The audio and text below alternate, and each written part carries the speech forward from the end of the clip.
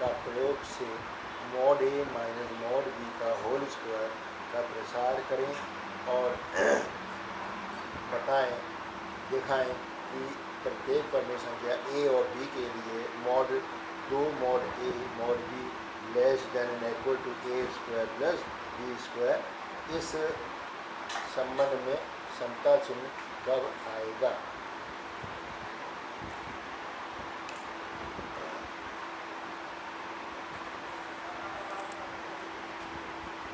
Mod A minus mod B का whole square बराबर mod A का होल स्क्वायर पर मॉड बी का whole square minus 2 mod A mod B.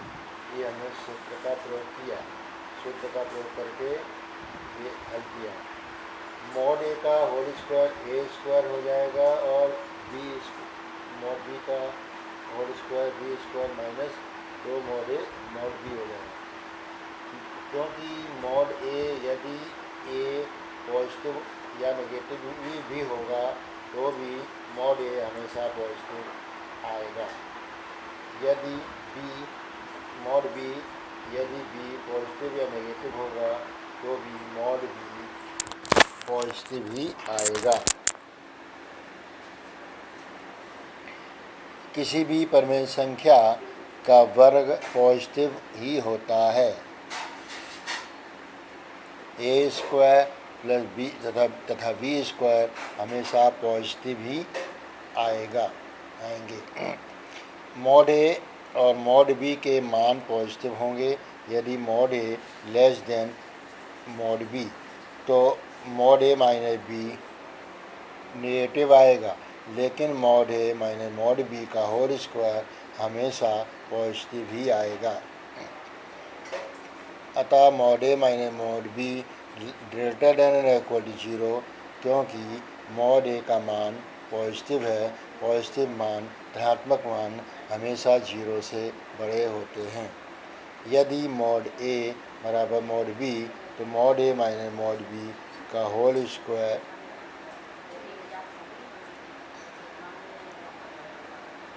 बराबर 0 हो जाएगा, क्योंकि मॉड ए और मॉड बी घट जाएंगे तो 0 हो जाएगा। जहाँ ए और बी कोई भी परमेय संख्या हो, पॉजिटिव हो चाहे नेगेटिव हो, उसका मान हमेशा पॉजिटिव ही आएगा। A square plus B square minus 2ab 2 mod A mod B greater than equal to 0। अतः A square plus B square greater than 55 कर दिया, greater than equal to equal to 2 mod A mod B. 55 का नियम less than और greater than में लागू होगा। समता चिन्ह आएगा यदि मॉड ए बराबर मॉड बी हो जाए, तो ये मॉड ए बराबर मॉड बी हो जाने पर ये दोनों इक्वल हो जाएंगे, LHS और RHS इक्वल हो जाएंगे। सिद्ध करिए कि 3 कर्ण 6 परमेय संख्या नहीं है। हमने माना कि 3 कर्ण 6 परमेय संख्या है। P व Q पूर्णांक हैं। P और Q 6 अभाज्य हैं। Q is not equal to 0। HCF बराबर 1। 6 की पावर 1/3 3 कर्ण 6 को 6/3 लिख सकते हैं बराबर P बटे Q। दोनों पक्षों का घन करने पर 6P बराबर P क्यूब बटे Q क्यूब। P क्यूब बराबर 6Q क्यूब समीकरण 1 माना। Q क्यूब बराबर P क्यूब बटे 6।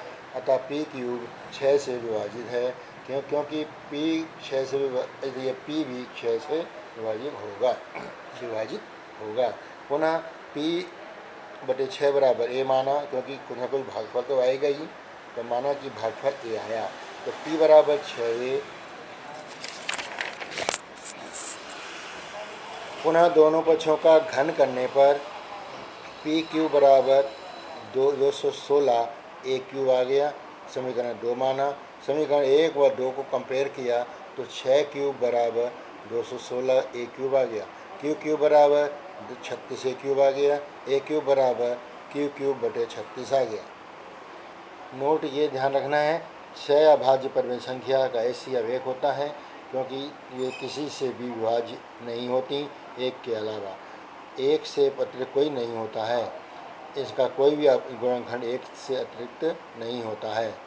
जैसे 4/5, 8/9, 15/16, 18/19, 17 यानी बहुत सी परिमेय संख्या हैं, बहुत सी परिमेय संख्या हैं। Q square divided by Q 36 से विभाजित होगा। क्यू 6 से विभाजित है तो होगा, अतः ये क्यू 6 से विभाजित होगा। P व Q दोनों 6 से विभाजित हैं, अतः इनका मासा 1 से अतिरिक्त 6 भी होगा, क्योंकि P और Q सहभाज्य नहीं होंगे। इसलिए 6 is not equal to PQ/Q। क्यों हमारा कथन विरोधाभास है। हमने माना था कि 3 कर्णी 6 बराबर P/Q, वो गलत हो जाएगा। इसे 3 कर्णी 6 एक परिमेय संख्या नहीं है।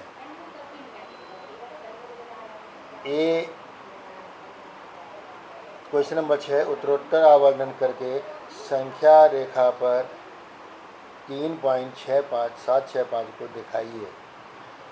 ये संख्या रेखा बना ली, 0 से दाईं तरफ पॉजिटिव मान, बाईं तरफ नेगेटिव मान। तो 1, 2, 3, 4, 5 दूरी हम कुछ भी रख सकते हैं अपने मन से।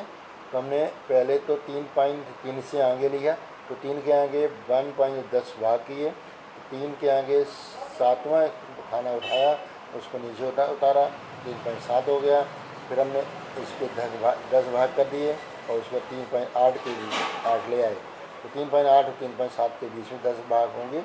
10 भाग करने के बाद 3.7 6 है, तो 6वां खाना उठाया, तो 3.76 ये हो गया। इसको नीचे लाए, 3.76 ये हो गया। तो 7वां खाना यहाँ ले गए, तो 3.77 हो गया और बीच में आ गया 3.765। तो हमें दशमलव के 3 स्थान पर भी लाना था। 4 दशमलव स्थान पर आने पर संख्या रेखा पर 4.26 बार को देखिए, तो 4.26 बार है बराबर, इसको बार बार रिपीट होगा। तो 4.26 होता रहेगा। लेकिन हमें 4 स्थान लाना है, तो 26 तो हमने इसके 0 संख्या रेखा पर 0 से अनंत तक जाएंगे। तो हमने पहले भाग आने के 10 भाग, दूसरे 10, तीसरे के भी 10, चौथे को 10 भाग करके 5वां ये हो गया। 4 के आगे है, ये 4.2 ले लिया। 4.2 को नीचे लाए और 4.2 को नीचे लाने के बाद 4.2 3 को नीचे लाए, 3 को नीचे लाए, इसके बीच 10 खाने होंगे, तो बीच में 4.26 आ जाएगा। 4.26 को नीचे ले आए, 4.26 हो जाएगा। यहाँ पर 4.27 हो जाएगा। 4.27 के बीच में 4.262 आ जाएगा। 4.26 को नीचे लाए, ये आ गया 4.2662 और यहाँ पर 4.263 और 4 बीच में लाए 4.2626 आ गया। इस तरह से हमने संख्या रेखा का प्रदर्शन कर दिया। 3 ये सवाल नंबर 19 का सेकंड, 3/√23 - √23, 3/√23 कट जाएगा बराबर 3 परिमेय संख्या आ जाएगा।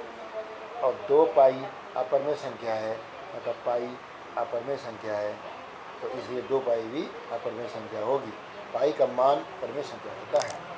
एक बहुत बड़ी प्रॉब्लम कोरोना वायरस से लड़ने में जो आप सब लोग भी फेस कर रहे होंगे मेरी तरह, वो ये कि मार्केट में सैनिटाइजर्स अवेलेबल नहीं है, पूरी तरह से आउट ऑफ स्टॉक हैं, यहां तक कि हॉस्पिटल्स तक में अवेलेबल नहीं है। मैंने खुद जाकर चेक किया है।